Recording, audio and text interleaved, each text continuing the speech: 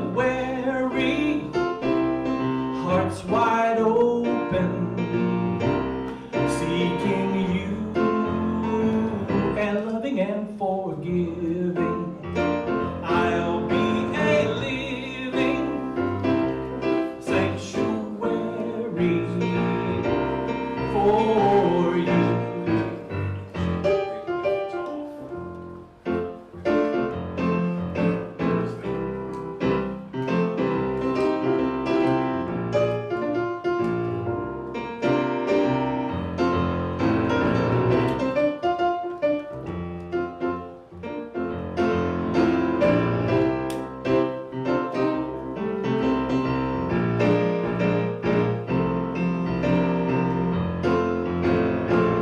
Oh Lord, prepare, sing with me, to be a sanctuary,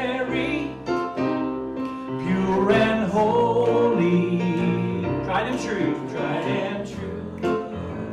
with thanksgiving, I'll be a living sanctuary for you. Lord, we come to this sanctuary, hearts wide open, seeking you and only you, loving and forgiving. I'll be a living sanctuary for you. And so it is. Oh, let's go straight into this one, all right? Everybody stand. Let's prepare to release and let go. There was a time in my life thought I'd have to do it all for myself. I didn't know the grace of God was sufficient. Didn't know the love of God was at hand. Now I can say, if you're discouraged, struggling just to make it through another day, you've got to let it go, let it all go. And this is what you have to say: I release and I let go. I let the Spirit run my life, and my heart is open wide. Yes, I'm only here for God. No more struggle, no more strife. With my faith I see the light. I am free in the Spirit. Yes, I'm only here for God. I release and I let go. Let the Spirit run my life, and my heart is open wide. Yes, I'm only here for God. No more struggle, no more strife. With my faith I see the light. I am free in the Spirit. Yes, I'm only here for. This is you. I release and I let go. Let the Spirit run my life, and my heart is open wide. Yes, I'm only here for God. No more struggle, no more strife. In my faith I see the light. I am free in the Spirit. Yes, I'm only. I am free. I am free in the Spirit. Yes, I'm only here for God. So it is. Well, now I can welcome everybody. Now that we got all these vibes up and everybody's awake, I want to say welcome to Unity of Music City, a place for authentic transformation, a place where we come every week to learn many, many different ways from many different teachings about how to live our life in the best possible way. So I want to recognize every single one of you and see the authentic person inside each of us. We're going to peel back some of those layers today, aren't we? Yes, we are. So let's do our mission, vision, and purpose statement to remind ourselves of who we are and why we're here. All right, let's do the vision. To remember the universal presence alive in each of us. Our mission? We create experiences for expanding consciousness and awakening infinite possibilities. And our purpose? We create a sacred space for authentic transformation. So that is. Do we have any announcements? We have a few this morning. Good morning, guys. Good morning. Good to see your wonderful faces. Happy New Year. Happy New Year. We're reading a book. We have our book study on Wednesday night. Every Wednesday night from 6 to 7:30 via Zoom. Now, this week we won't have it because it's New Year's week. Last week we didn't have it because it's Christmas week. So, it doesn't tell me exactly it's the next week. I don't know what date that is, but anyway, that next Wednesday from 6 to 7:30 via Zoom. Everything is here to help you.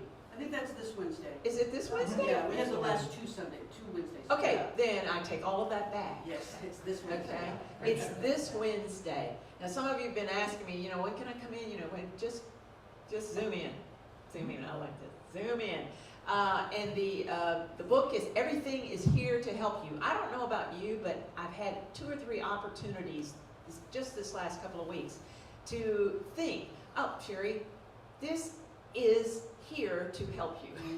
And I go, oh yeah, that's that book already, right? So it's by Matt Kahn. It's an excellent book, facilitated by Valerie Dennison. And Valerie is a wonderful facilitator, and she's kind, she's insightful, and she helps us through this.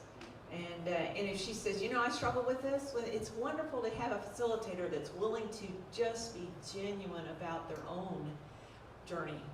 And it makes it so much easier to come together as a group and talk about that.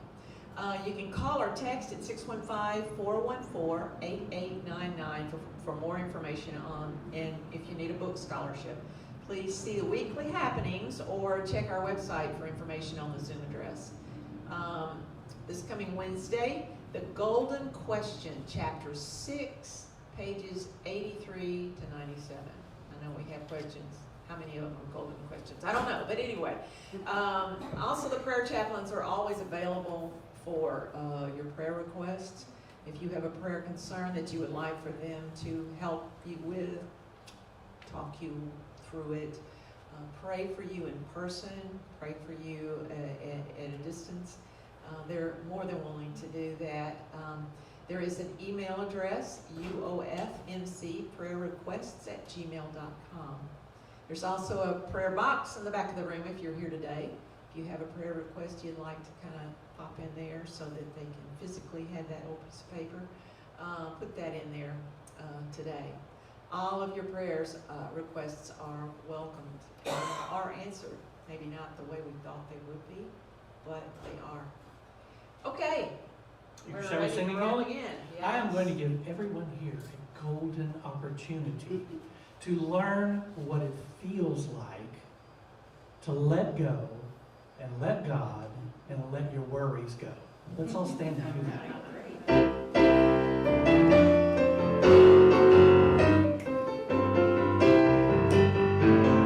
Some days I do,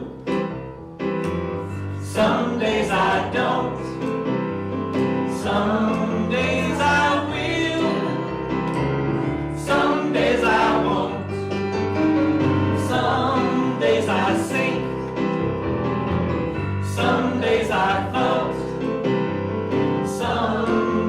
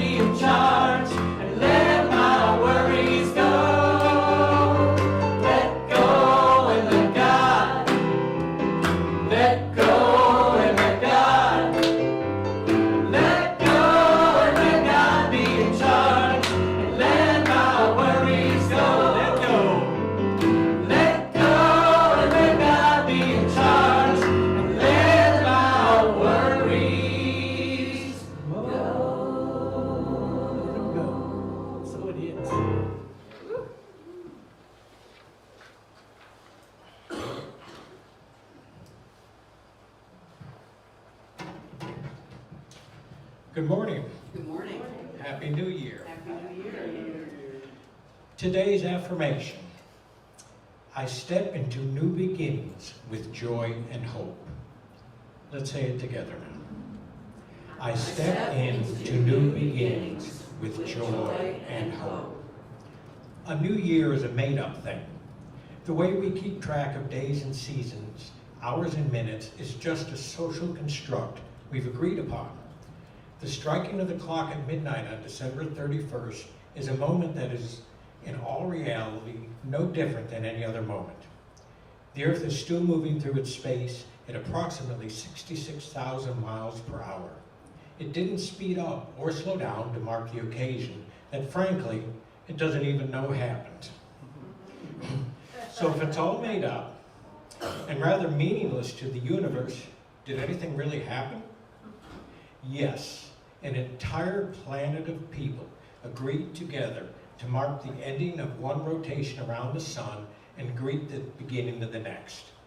In a rolling ceremony, starting on some islands in the Pacific Ocean, passing through New Zealand, Australia, Japan, through all of Asia, then across Africa and Europe, across the Atlantic, then passing through the Americas, like its nations are one big stadium doing a gigantic wave.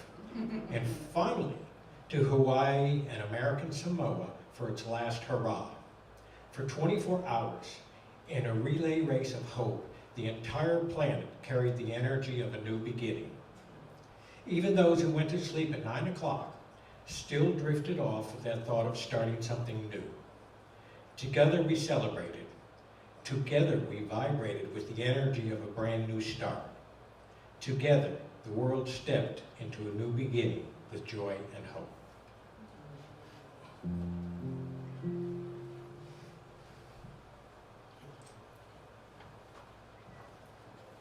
So let's take a few minutes to just sit in the silence together in that energy of joy and hope. Together, the world brought in a new beginning. But we know that every day is a new beginning. Every hour, every moment is a chance to release the old and step into the new.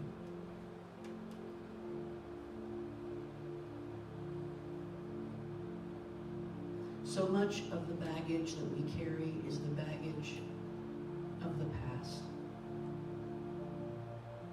It's that thing that came out of our mouth a little more harshly than we wanted it to. And we hold on to it. It's that disagreement, that misunderstanding, that betrayal. And we try to drag all of that through our life.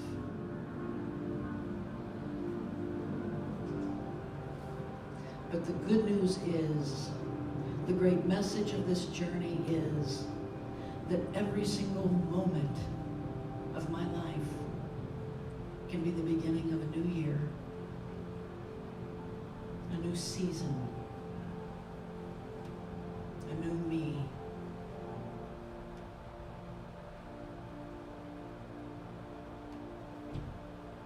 We come together as a spiritual community to remind ourselves and remind each other that we are always in the joy and hope of a new beginning. If we just take the time to acknowledge it, to remember, to agree, to be willing.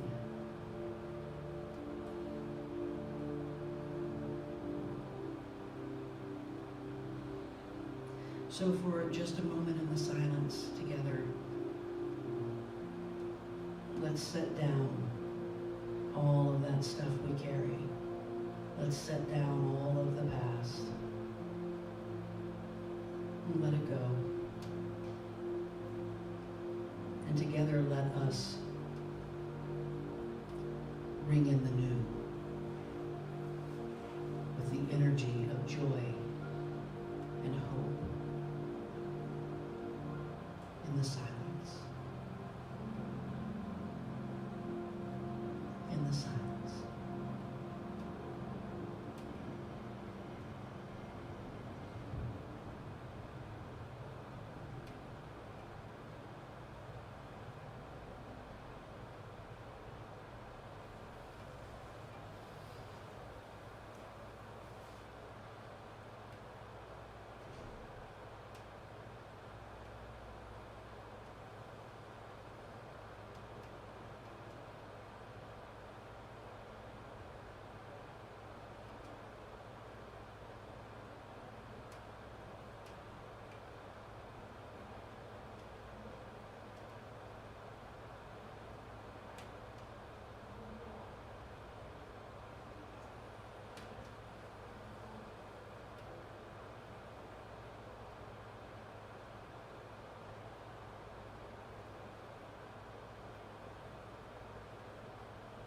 The greatest joy we will ever know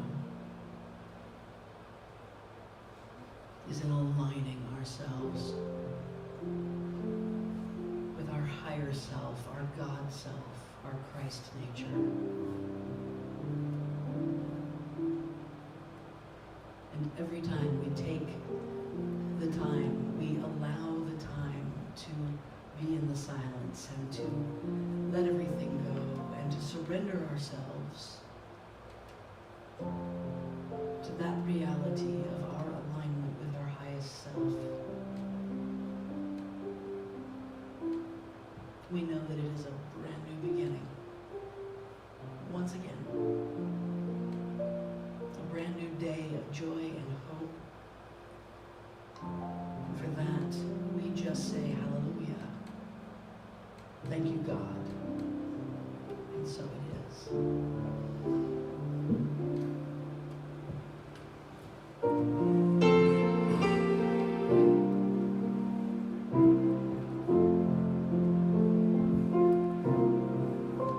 Let the words of my mouth, the meditation of my heart, be acceptable to you today.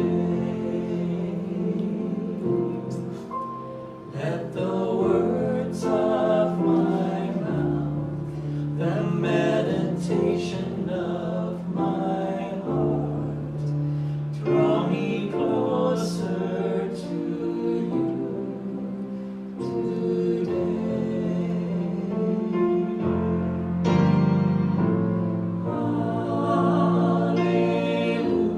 Hallelujah, hallelujah. Spirit, show me your way.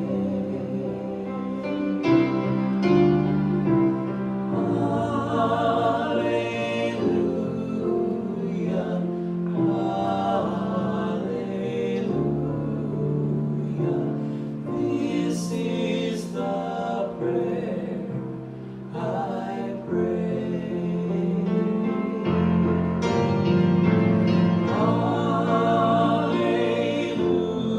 Hallelujah, hallelujah.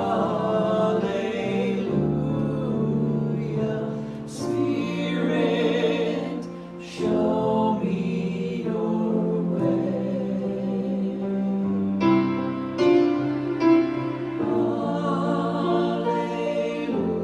Hallelujah, hallelujah. This is the prayer I pray.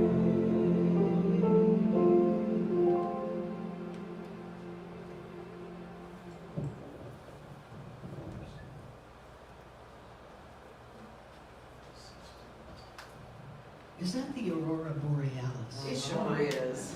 I love that. I love not only that it's there, but that I knew what it was. I I love that. Good morning, everyone. Happy New Year. Happy New Year. You know, I want to take just a moment at the beginning of this service to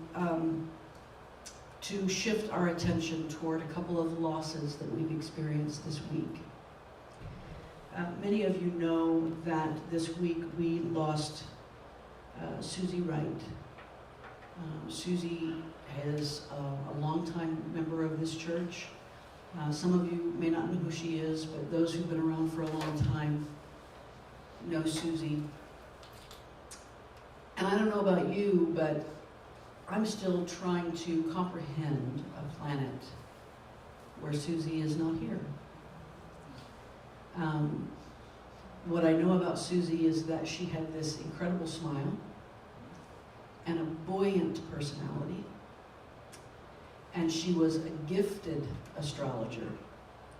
I took an astrology course she taught at the church, and I just remember having tons of notes and still wanting to write more.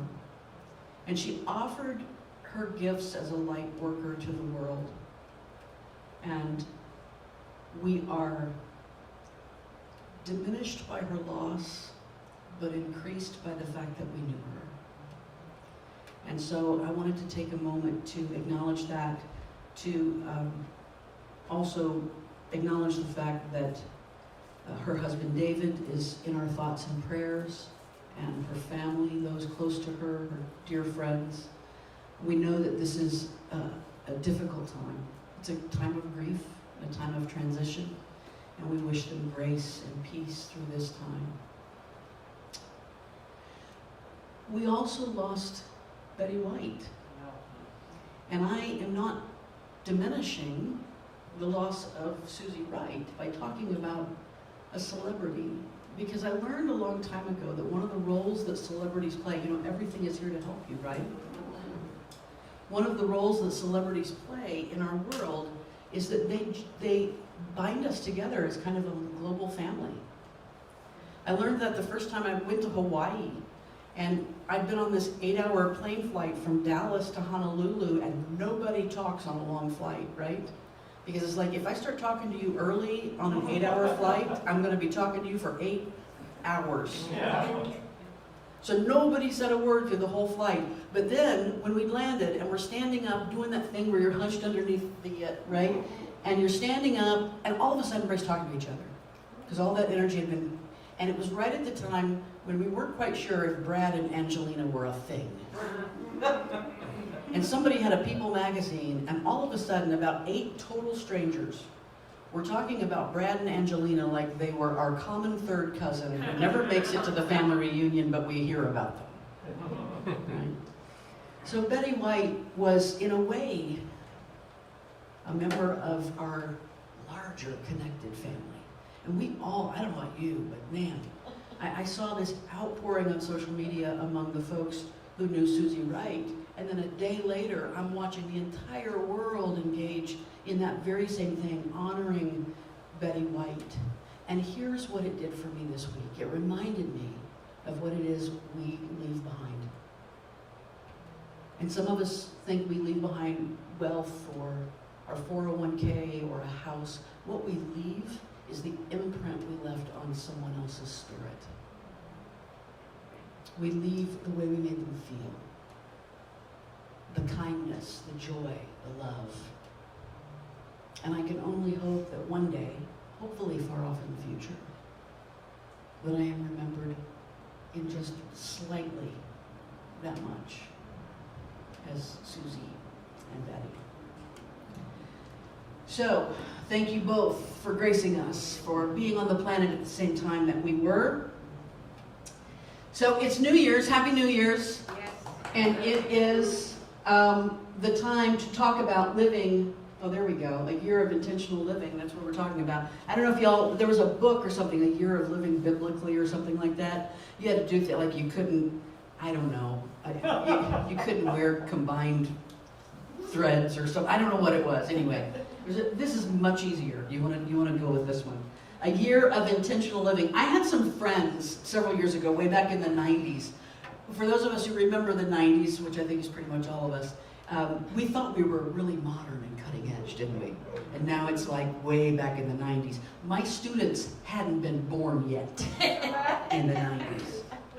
So way back in the 90s, I had some friends, and they were a couple, and they had the same New Year's resolution every year. And they shared it together as a couple, and their New Year's resolution was to have more fun this year than last. That was their resolution. And I really loved it. I liked the simplicity of it. I liked the fact that you didn't have not a lot of moving parts. It was just this was our goal. We're going to have more fun this year than we did the last. But I also kind of recognized that it didn't feel like a resolution to me. It felt a little bit more like an intention. We're setting our intention for fun. We don't know exactly what it looks like. We don't have any clearly defined ideas about that, but we're setting our intention for more fun. And I think a lot of people over the years have kind of shifted away from resolutions. You know, a lot of people went, I'm tired of resolutions. Part of that is simply that. We get tired of words, and we want new words. And language is important. There's nothing wrong with that, even if words mean similar things, almost the same thing.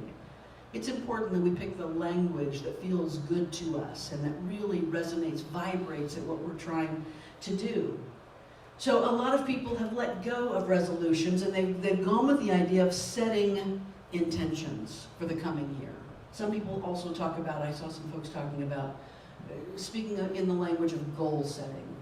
All three of those are slightly different things. So historically, of course, resolutions have have an interesting kind of connotation, often a negative connotation. Now, interestingly, resolutions and intentions, if you look them both up in the dictionary, each one of them has one definition that includes the other, right? So they're almost the same thing. But resolutions have tended to be outcome-oriented. We have a certain outcome that we want. We want to lose 20 pounds. We want to stop smoking. We want to get healthier. We want to stop drinking. We want something. We have this very specific, we want something to happen in our business. Here's our very specific goal of what we have. And so there's an outcome-oriented idea to resolutions. And there is this sense that we have a problem that needs to be solved. We want to reach a resolution. We want to recognize this problem, and we want to put closure on it, right? It has a tendency to be kind of restrictive. If I'm going to lose 20 pounds, then I'm going to restrict myself in certain areas. That's the way we tend to think about these things. If I'm going to lose 20 pounds, then I need to not stop for the 2 glazed donuts that I stopped for this morning on the way to church, right? I need to restrict myself. And within this is kind of this duality of success and failure. Resolutions are about you succeed at it or you fail at it. You win or you lose. Right? And so there's this, we set ourselves up for the potential that we will let ourselves down, that we will fail. There's a music producer named Brian Eno, and he's done a lot of work with a lot of different acts. And I love this quote of his. He says, "Honor thy error as a hidden intention." It kind of, isn't that good? Honor thy error as a hidden intention. It kind of reminds me of the quote that I used a couple months ago, that every system is perfectly designed to get the results that it gets. When I look at the errors that I make, the mistakes, then I say, ooh, what is it about me that is constructed in this way that brings this about? This is a hidden vibration, a hidden intention that I'm carrying with me. And finally, the last resolution definition there is a formal expression of intent, right? That's where it crosses over into the land of intentions. But we like intentions better. They feel warmer, they feel fuzzier, and they're not so specific, we may not fail. We like intentions because the first definition of intentions, by the way, is what one intends, which I love. Right there, just of course, intentions are what one intends. What we intend to do. Intentions are something that we can set up and as this, it's our intention in business to do this, we're going to set this up, we're going to please customers in this way. It has a kind of significance to it. The idea of intentions is something significant and important. It's more core level, in a way. It is about the directing of attention. That's what intention's power is. More so than just, yes, we have to direct our attention a little bit for resolutions, but for the most part, it's just a task. I'm going to lose 20 pounds. Here's the steps I'm going to take to do it. I'm just going to follow those steps. But the intention is a little bit deeper, more core level, more significant. It is the energy of co-creating, rather than the energy of restricting or punishment or putting our little human self into a little, pen and telling it how to act. It is instead the energy of co-creating when we step into intention setting. It involves gratitude. And that's a little bit different than the resolutions. I can be grateful or not with resolutions, but with intentions, it involves gratitude. And in fact, Neil Donald Walsh says that gratitude in advance is the most powerful creative force in the world. Gratitude in advance is the most powerful creative force in the world. That's kind of one of those mic drop, we're done, there's your church kind of talks, right? Gratitude in advance is the most powerful creative force in the world. Thank you, God, for this upcoming year. Thank you, God, for the joy and the growing and the learning and the connection. Thank you for the oneness that we are going to feel. Gratitude in advance. We are creating our world with this. And then finally, the last one, of course, is the one that uses the resolution, a determination to act or resolve. Now, there's nothing wrong. These aren't right or wrong kind of things. They're just different words that have different connotations and different weights, right? There's nothing wrong with resolving something. It's the language of, like, legislatures. Be it resolved that, right? Let it be known. And so there's nothing wrong with resolving ourselves, but it's important to, I think, consider the energy of the way we face a new beginning. There is, by the way, an additional, do I have a blank slide right after that? Okay, I'm gonna leave it right there then. There's an additional meaning of intention that I found when I was looking this up. This is fascinating. Well, it's fascinating to me, and y'all can figure out if it's fascinating to you. So years ago, way back in the early 90s, this must be a Gen X talk today. Way back in the early 90s, I had a friend who had a horse. She lived out in the country, she had a horse. And one horse, a mare, and she bred this horse to a friend of hers, male horse. And that horse had a baby, a little foal, right? And so, look, this is not the actual foal, but it looked similar to this. And you know how little horses are. They're born, they're these nothing but legs coming out, all gangly. And then finally, after mama licks all the crud off of them and gets them going, within an hour or two, they're standing up. They're getting their bearings and they're standing up and they're ready to start nursing and they're ready to start kind of gangling their way around the little, paddock or whatever. And so this horse had done great. My friend had watched it stand up, saw it nursing, everything was good. Next morning, second morning of this colt's life, she walked outside. She walked down to her little area. She had a field that was fenced in, and she had just a little lean-to kind of barn that the horses could come into at their will. And she discovered that that foal had been attacked in the night. And the front part of its chest, right above its legs, right this, whatever this is, front neck, front chest, was, as she said, was just hamburger meat, right? Now, the horse was alive. The foal was alive. And so my friend was, of course, very interested in saving this little horse's life.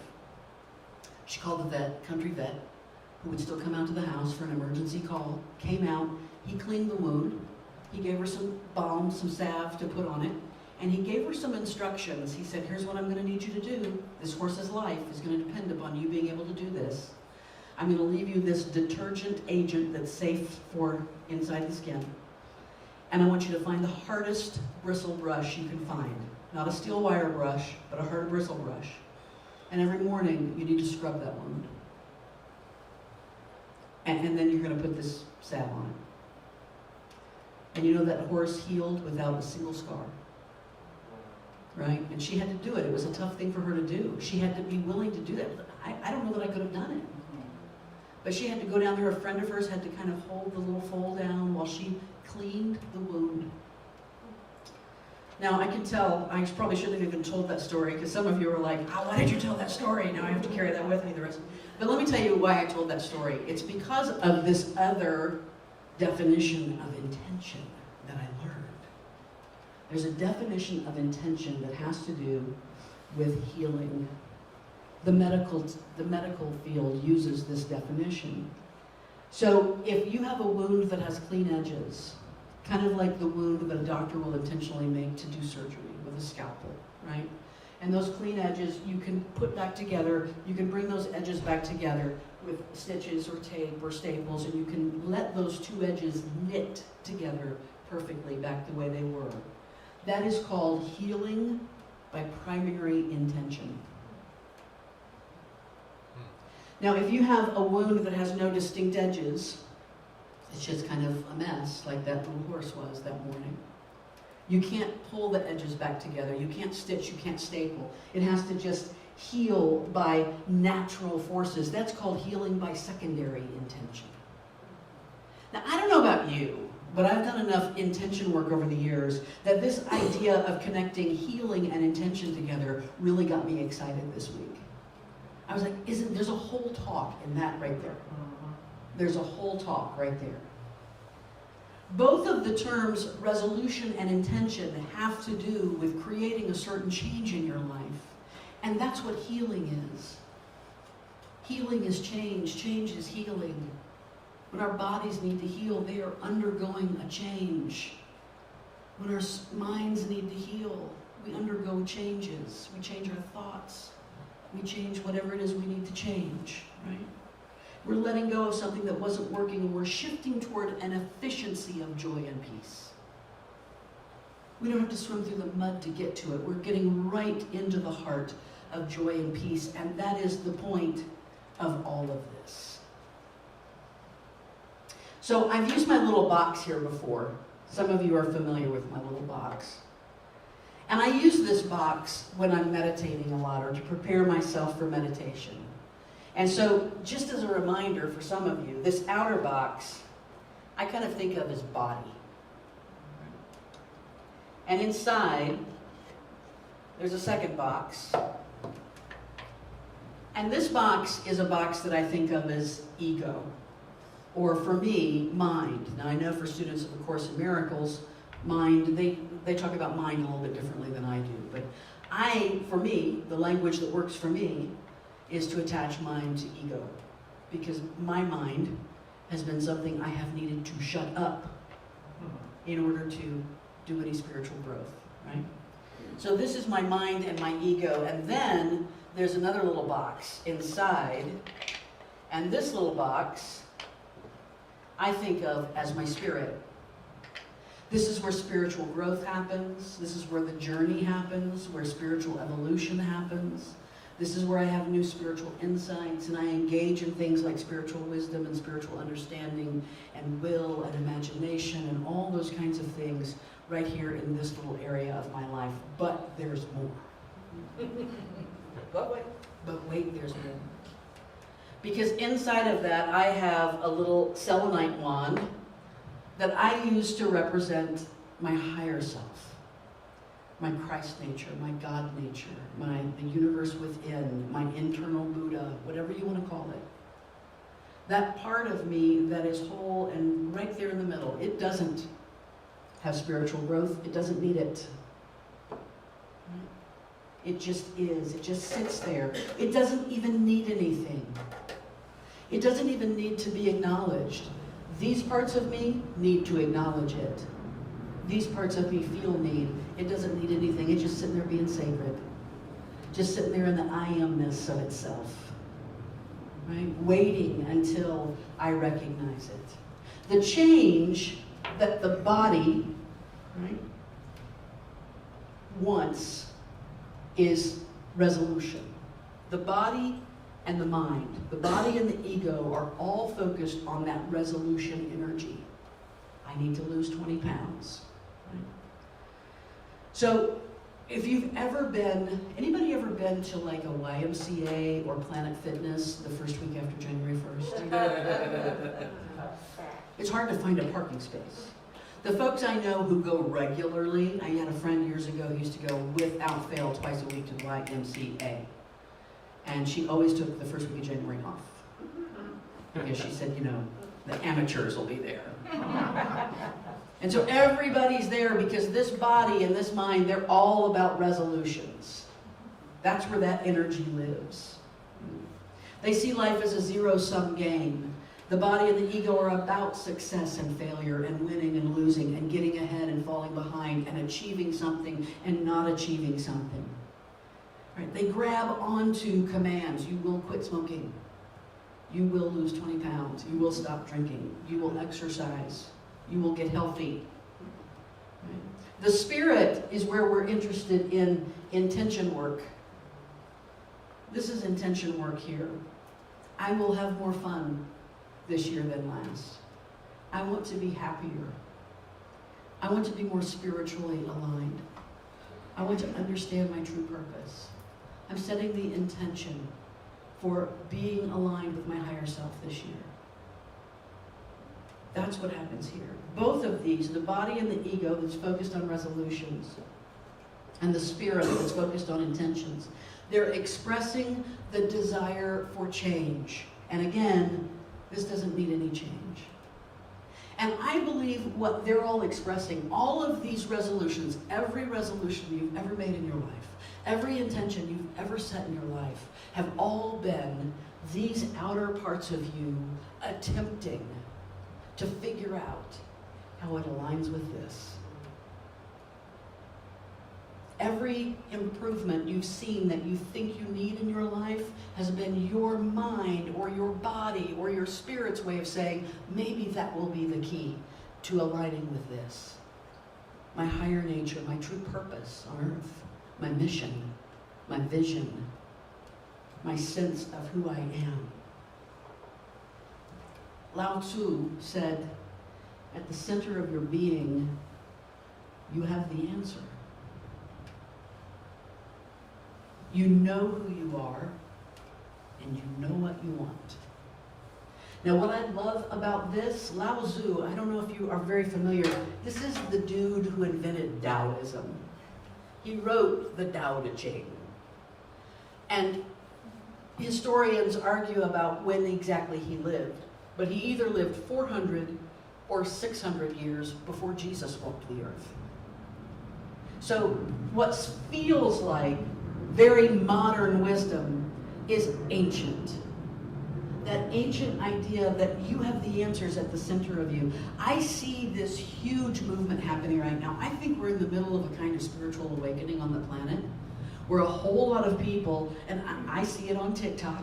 That's where I see it. That's where I get all my news. I see it on TikTok in this incredible movement of ex-evangelicalism that's happening. Deconstructing Christianity. I see a whole bunch of people who are out there doing, and they're doing big work. And you know what? Over and over again, I'm hearing ministers and progressive ministers, deconstructing ministers, ex-evangelical ministers, and spiritual teachers, and theology students, and all kinds of folks coming out and saying, don't look outside, look inside. Don't look for your guru. Look for your guru. Right? Go inside and get lined up with what is in here. And they're practicing, they're putting forth ancient wisdom. Now the question is, how do we determine this? I don't know about you, but I spent many, many years of my life going, why am I here? What is my purpose? What am I supposed to do? Because I'll do it. I'm an Aries, I'll give it everything I've got. Right? I will go at it and bang against the wall if I have to with my head. And I will make it happen, I will get it done, just tell me what it is. How do we determine this? So recently I've been doing a lot of work with motivation, and I think motivation is behind all of this. So I'm going to walk you through a little bit. I've mentioned this before, but motivation, there it is. There are two basic types of motivation. The first one is called extrinsic. And extrinsic motivation is anything outside of you, anything other than the work itself. So it can be your pay, or a bonus, or an award, or recognition, or a promotion, any of those kinds of things. Now, extrinsic motivation it's the carrot and the stick kind of motivation. And this has a really good outcome with simple tasks. If you have very clearly outlined steps and you have a clearly defined goal, then extrinsic motivation can improve your productivity. So if I work at a widget factory, and my job is to take part A and part B and put them together and set them over there as this widget. Well, first off, I might have slowed down on that over the years because I've been doing it for 22 years. And I'm really tired of it. And I just want to get my paycheck. That's all I'm thinking about. I'm not thinking about the work, don't care about the work. But if the boss comes along and says, hey, listen, whoever puts together the most widgets in the next hour will get a $1,000 check. Go. Boom. I am widgeting like crazy. I am just like, I might have bursitis when it's done, but I am making some widgets. And that's going to last for a little while because I want that $1,000 check. But what we found is that when it comes to really, really complex problems that require a lot of thinking, problem solving, creativity, that extrinsic motivation actually slows you down. If your boss comes to you and says, listen, we have this very complex problem over here, we're not really sure how to fix it, but I know you can figure it out, and we don't really know what the goal is even. We just know there's a problem. We're not sure what the outcome, what the goal, we don't know anything. We need you to work on it. We want you to do it as fast as possible, and I'll give you a $1,000 bonus if you get it done this week. Your brain will lock up. And by Friday, you're still going, oh, God, I haven't even thought about what to do with this, because of that pressure that has been placed on you. Now, intrinsic motivation, on the other hand, is something that comes from within you.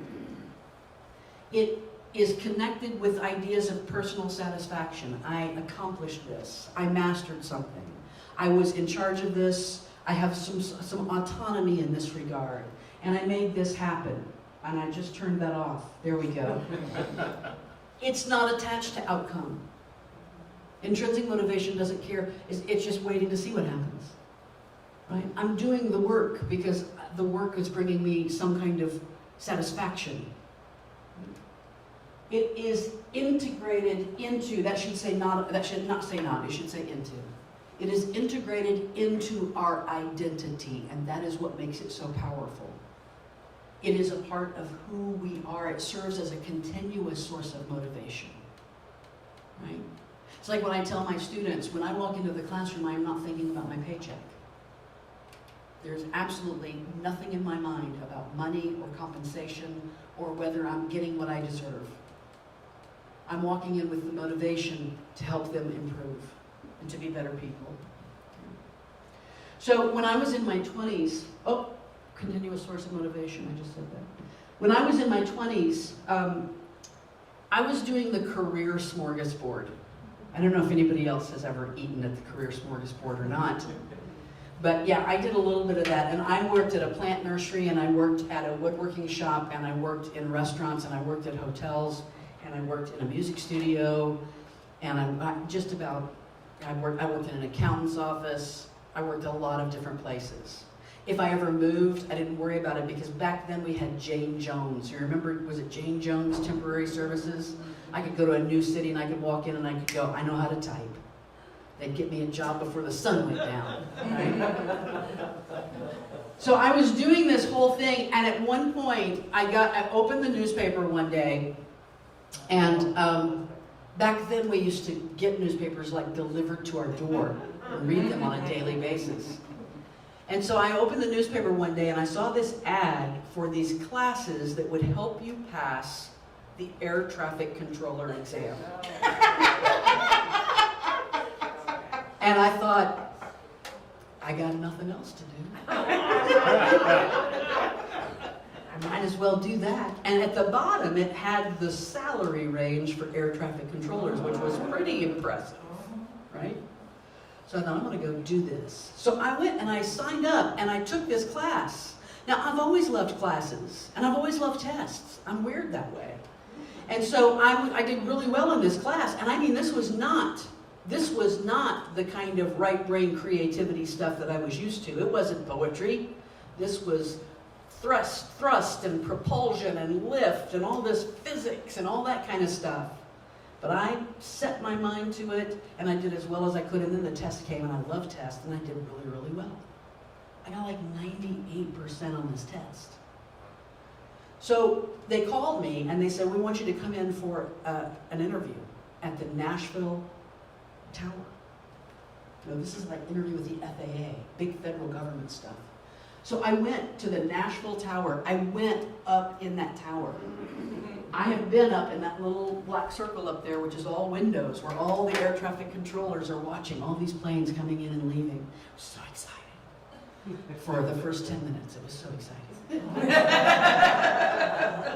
And this man interviewed me, and he said, you did so well, we want to and I did well in my interview. I can do an interview, no problem, piece of cake.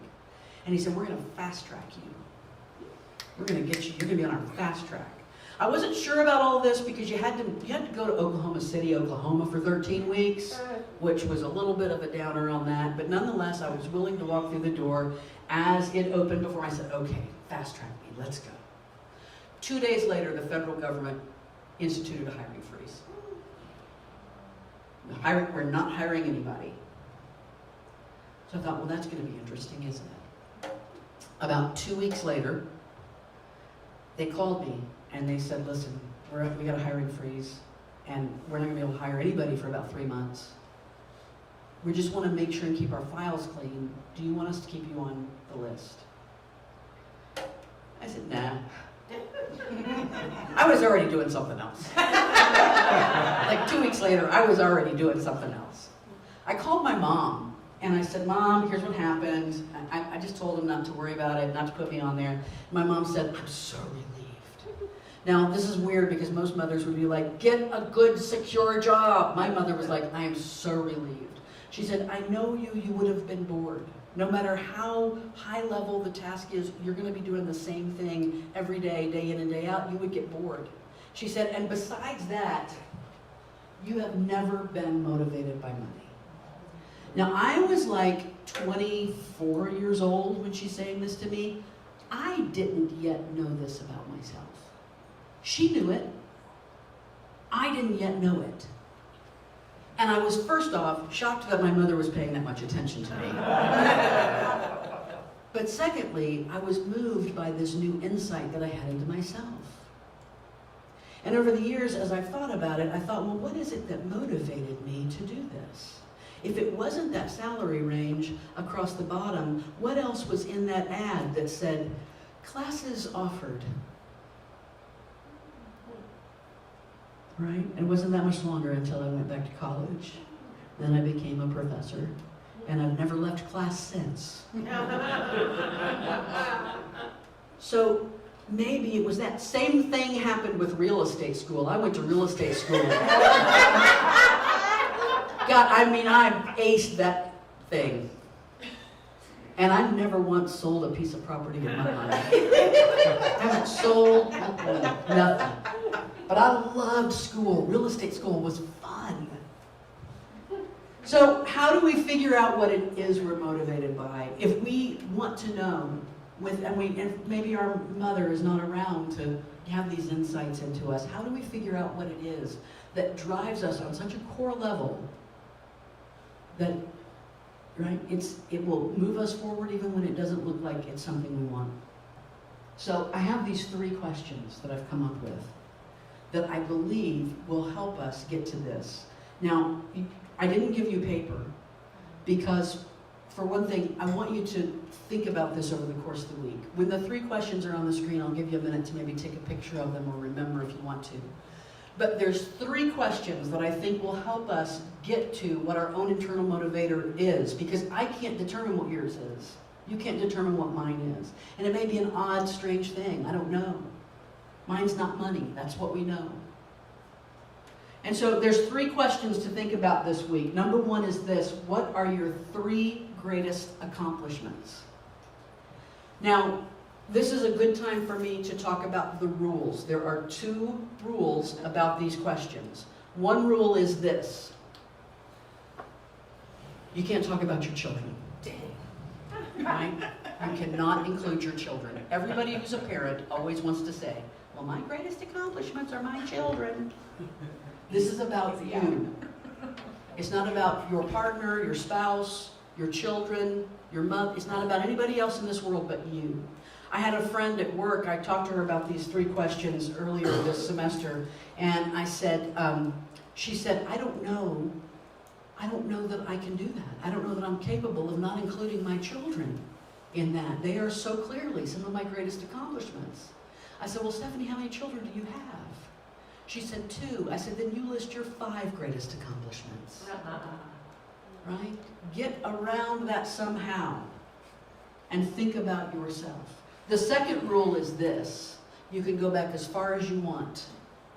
If one of your greatest accomplishments is that you won the spelling bee in 3rd grade, then let that be one of your greatest accomplishments. It still resonates in you somehow as being a moment that was a great accomplishment.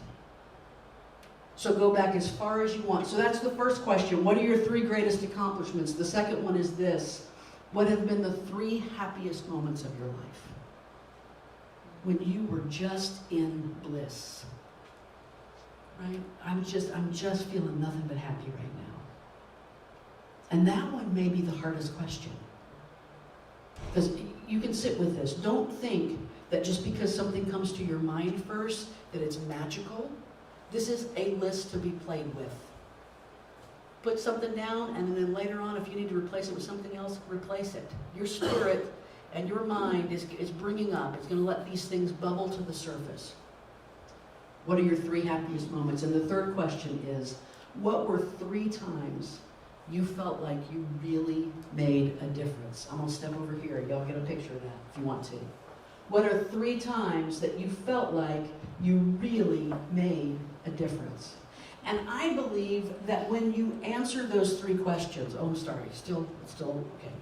I believe that when you answer those 3 questions, honestly, and you sit with them and you let the energy of that move around in you, and you alter it and you play with it, that in time you are going to find a pattern. You're going to see some overlap between these 3 questions. Because I'll tell you what it is we all want to do. We want to accomplish something with our life that makes us happy and serves others. That's what we all want to do. We want to accomplish something with our life that makes us happy and serves others. And if I can find the answer to those 3 questions, if I can put them together and see a pattern, then I have found something more than just my internal motivator. I have found the vibration at which my intentions should resonate. I have found my mission and my purpose. And that will drive all of that, becomes my living intention. When I did these 3, I came up with these 3 questions, by the way, when I was doing this work on motivation. I came up with these 3 questions, and I said, oh yeah, those feel good, those sound good. And I realized that I was about a month into doing this study, and I had never answered them myself. Oops. They sounded good. I'll let other people answer those. And then I stopped and I went, okay, whoa, stop. Answer these 3 questions. Sit with these 3 questions. And sure enough, oh my gosh, a pattern as big as anything came out. And what I was able to do was I was able to put that into a succinct statement about my life. This, I would hope, is everybody's New Year's intention, to create the mission statement for my life. Because the mission is wrapped up in all of this stuff. And if I have that, I don't need anything else. And mine ended up being to speak in ways that inspire others to live more meaningful lives. That's what all the answers to all of my questions overlapped into.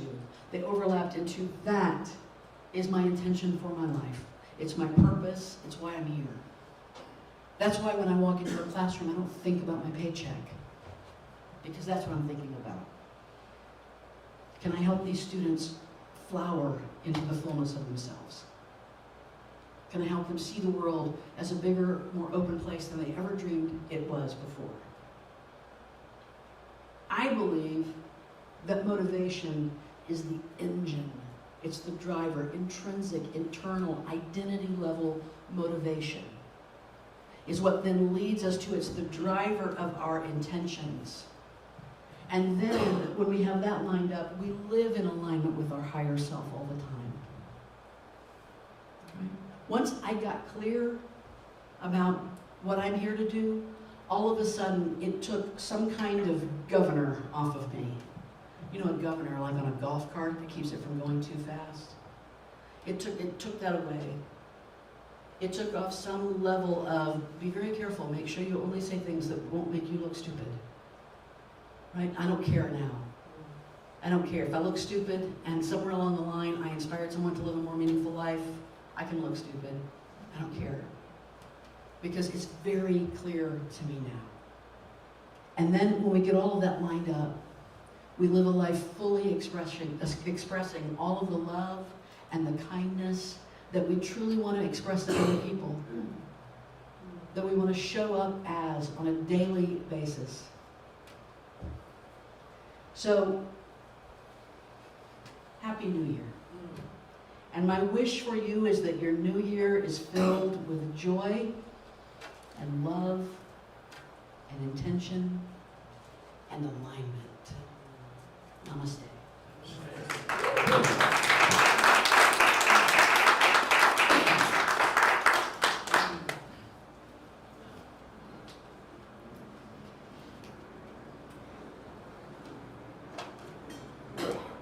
You should have done a mic drop. A mic drop? You should have done a mic drop. We had the ball drop, Yeah. on, New Year's Eve, and then. Perfect. Anybody who's ever bought a microphone never drops a mic. Thank you. Can I go back to something that you said previously? Gratitude in advance is the most powerful creative force in the world. Wow.